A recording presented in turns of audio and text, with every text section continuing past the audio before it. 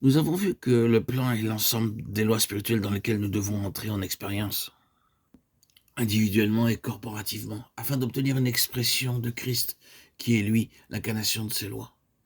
Dans le chapitre 12 de l'évangile de Jean, nous est mentionné le désir de quelques Grecs montés à Jérusalem pour la fête de voir Jésus. Et il est tout à fait probable que la réponse qui leur fut faite par le Seigneur lui-même, dut les déconcerter. Jésus leur répondit: l'heure est venue où le Fils de l'homme doit être glorifié. En vérité, je vous le dis, si le grain de blé qui est tombé en terre ne meurt, il reste seul. Mais s'il meurt, il porte beaucoup de fruits. Jean 12, 23, 24. Que voulait-il dire par cette réponse? Assurément ceci. Le Seigneur emploie cette parabole pour illustrer de façon simple la loi de la reproduction et de la fécondité. Cette loi de la vie multipliée est subordonnée à ce grain qui doit mourir, car si la mort n'a pas lieu, le grain restera seul. Mais s'il meurt, s'il abandonne la vie qui est en lui, alors il y aura du fruit. Ainsi, lorsque nous naissons de nouveau, nous recevons la vie éternelle qui contient en elle tout ce qui est vrai de Christ. Or, la suite de la réponse du Seigneur: celui qui aime sa vie la perdra, et celui qui est sa vie en ce monde la conservera pour la vie éternelle. Jean 12, 25.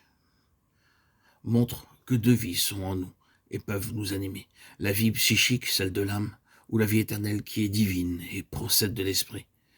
La vie psychique manifeste l'amour de soi, car celui qui aime sa vie s'aime soi-même. Nous sommes donc devant un choix. En cédant la place à Christ, cela veut dire que nous sortons pour lui laisser toute initiative. Nous choisissons délibérément la croix comme principe de vie. C'est la condition initiale et absolue pour que la vie de Christ devienne la nôtre. Il ne peut y avoir la vie qu'à moins que la mort ait été expérimentée. Le chapitre 11 qui précède illustre de façon claire que dans le conseil éternel, la fin de Lazare avait été décidée et rien ne pouvait l'empêcher de mourir. Il fallait qu'il en soit ainsi. L'enseignement qui se dégage est donc le suivant. Que représente Lazare et pourquoi devait-il mourir? La réponse est celle-ci. En Lazare, nous sommes en présence de l'ancienne création, quelque chose qui a failli, quelque chose qui ne peut pas servir le dessein éternel, quelque chose qui avait été suscité et a échoué.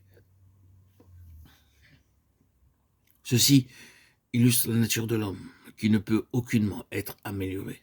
Non, elle doit mourir. Qu'en est-il résulté? La résurrection.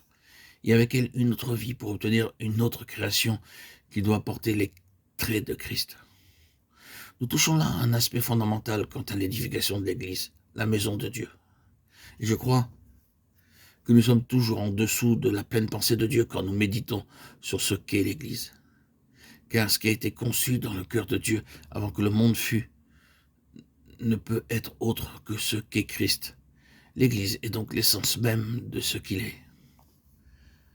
En maintenant cela présent dans notre pensée, il est évident que la mesure de vie expérimentée ne peut aller au-delà de celle de la mort qui doit agir toujours plus profondément et atteindre la source de la vie psychique pour neutraliser les effets nuisibles de la chute sur les facultés de l'âme, en maintenant le moi crucifié. Ainsi, la mesure de Christ exprimée individuellement ou corporativement dépend de l'expérience de sa mort.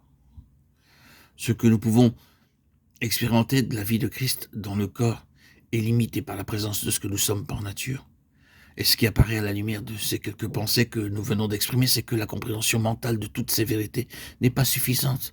Il nous faut entrer dans l'expérience de ce qu'elles représentent. Et ces implications passent par un chemin douloureux, voire impossible pour la vie naturelle. Et beaucoup y ont renoncé. Parce que la croix signifie la fin de ce que nous sommes en nous-mêmes.